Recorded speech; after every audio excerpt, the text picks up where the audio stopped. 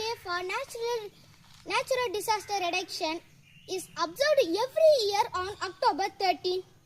International Day for Natural Disaster Reduction is started by the British Governor Assembly in 1989. The day aims to advance a worldwide culture of risk awareness and disaster reduction. Disaster risk reduction is a systemic approach of identifying, assessing, and reducing the risk of disasters.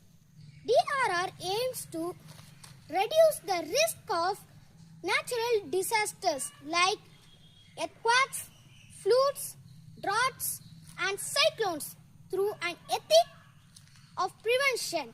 DRR includes many disciplines like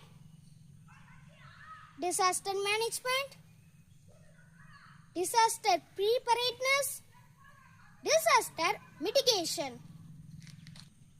2021 focused on international cooperation for developing countries of their disaster risk and disaster losses. Natural disasters are a threat to human civilization. This day helps free flow of knowledge between countries as we save the lives of people and animals. It high time